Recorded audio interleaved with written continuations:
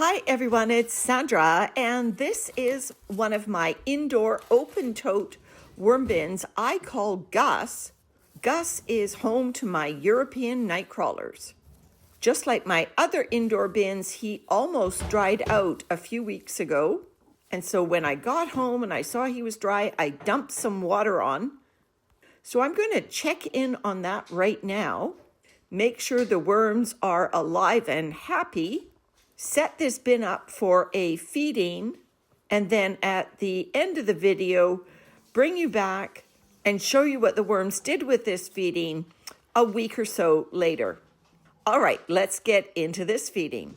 The first thing I notice there are a lot of nice healthy worms in here. They seem to have plumped up and are looking ready for some food today. The water that I dumped on seems to have equalized nicely. I did hear a tip from Steve Churchill at the Urban Worm Company that was, if you want to rehydrate a worm bin, look at the worms. A good way to do it is to take something like a damp towel and just place it over the top of the bedding, and that damp moisture will gradually make its way down into the bedding. Far better than what I did, which was just take a container and just dump the water in all in one fell swoop. My method was sort of an emergency 5-alarm fire type of situation. So I wasn't really thinking at that point. I just wanted to get the water to my worms. I'm just going to move these bigger pieces to one end to start that up as a feeding zone. Now, normally Gus goes about 4 weeks or 29 days between feedings, and this has only been just over 3 weeks. I'm not seeing any food residue left. The bedding normally doesn't dry out, and if you look here, I see a little cluster of worms still in this immediate area. It may mean that there was some residual food right in this pocket, or maybe the food also had the double benefit of harboring moisture, and that's why the worms were clustered there. No matter, I'm going to feed these worms, even though it is a shorter interval than I normally do for these European nightcrawlers. I was advised by the breeder that Euros don't like to be disturbed too much. I'll link to a video that I've done on that previously. And certainly this is a massive tussling of their bedding, and so you may see some cranky worms crawling the walls by the end of it. One time when I finished feeding this bin, there was a little cluster of Euros right in the corner. Obviously a sign of stress. If you see worms clustering around food, that's normal. If you see worms clustering because the bin is drying out, that's normal. But if you see worms clustering for no observable reason, that's a sign of stress. There they are still working on the corn cob, so I'll put that in the new feeding zone as well. So like I said, at the end of this video, I'm going to show you what the Euros do in, I think, just over a week with the feeding that I give them today. Maybe we'll catch them in the act in the feeding zone. I leave them alone for so long, they seem to disperse in the bin. So I'm going to bring you back and right at the end of this video, show you what they do with the food that I give them today. Now that I've got all these big bits mostly to one end, it's time to set up the new feeding zone. I can't believe how much progress these worms make in just 29 days. I guess that's one good thing about not feeding too often is they have nothing else to eat but the chunky and other carbon bits in the bedding. But it's time to give them a treat. First, all I have is some shredded paper for them. All our cardboard boxes are going towards our impending move. These previously frozen food scraps have a lot of root vegetable peels, and I think I can smell some onion in there as well.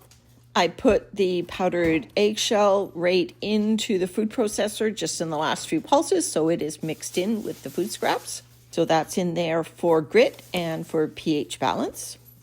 I don't want to lay the food down too thick here. Just that's a potential anaerobic situation, so I want to flatten it out. Plus I have these ends to leeks that I can add for some slower food. those have not been frozen. We just had those for brunch. Dropped a little bit of dryer lint in there, and then I'm going to give some fresh grocery bag. I also want to wick out some of this moisture from this worm bin. Like I said, I dumped some water on it just as soon as we got back. So I'm just going to take some extra packing paper. We don't have any corrugated cardboard, so I'm just going to take packing paper and just slide it down this edge right to the bottom of the bin here. And that's just going to start soaking up water and do its bit to help regulate the moisture in this bin. All right, so when I close up Gus here, just stay tuned. I'm going to show you what this feeding looked like a week or so later, and we'll see whether we can get all these Euros interested in the new feeding zone.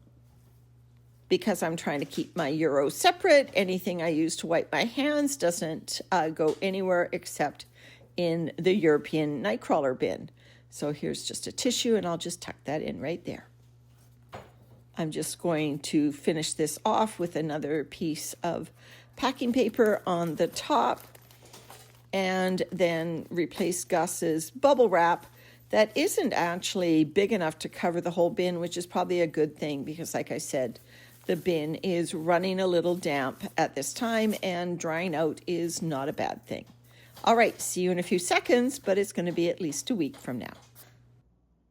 All right, here we are. It's actually been 11 days, which, oh, look at all the Euros at the top. Wow, we've got a Euro party on top of the moist Amazon envelopes. Look at that. I've remarked on another video how the Euros seem to like hanging out on the top of the vermicompost, and here they are hanging out on top of these moist Amazon envelopes. Now, it's been 11 days since the first part of this video. I came in here once and I added this smaller Amazon envelope here. Oh, look at them hiding in between the envelopes. Wow. So I came in and I added another Amazon envelope just because we had it arrive with a package. And so that's the only thing I did, and I moistened the envelopes. That's all I've done. Listen, I'm gonna pack these envelopes up somewhere safe, and then I'll bring you back and we'll look what's underneath. I just wanna fold this up, and I'll do that quickly now.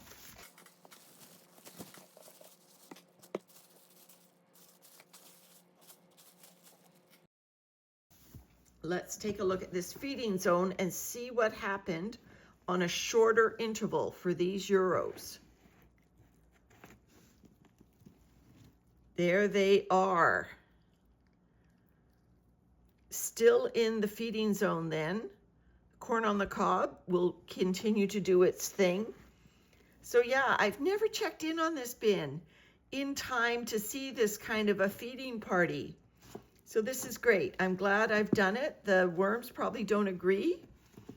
Now what I'm looking for with this assessment is, can I see active signs of food that would indicate that I do not want to feed again? The Euros are still very much concentrated in this area, and normally that indicates to me that it is not a good time to feed. When the Euros, when any worms are still clustered in the feeding zone and not starting to wander too much into the other vermicompost looking for food remnants. Now, I don't see visible food. That looks like a bit of plastic that I will eventually pull. I don't see visible food, but then again, I pulverized my food scraps, so it would be very difficult to see visible food. Let me just do a flat hand along the bottom and turn it over. There's a clump of worms right there on something. So this pine cone, obviously, and this corn cob, those are just long-term foods. I'm still seeing, you know, the carbon that I added last time. Yeah, I'm still seeing clumps like this. To me, this indicates that there is still food in there. You know, yeah, look at that. There you go. This is that newspaper that's clumping together. It's hard for the worms to get into it, but it's saturated with the food juices, so they're interested. So, you know, an 11-day check-in was interesting. I get to see my first Euro feeding zone party, but to me, this is premature to feed this bin. So I think I will shorten my interval a little bit because I think the Euros, look at, they're finishing this material very quickly because I've been letting them forage for up to a month at a time. But I think that what the lesson from that almost dehydration scare has taught me is I need to check on these guys a little bit more frequently. And so we're just gonna let them finish up that food, and I think in maybe another week, and I'll come in and I'll do another video and we'll feed these guys up. All right, everyone, thanks very much for following along with Gus, and I'll see you next time. Bye for now.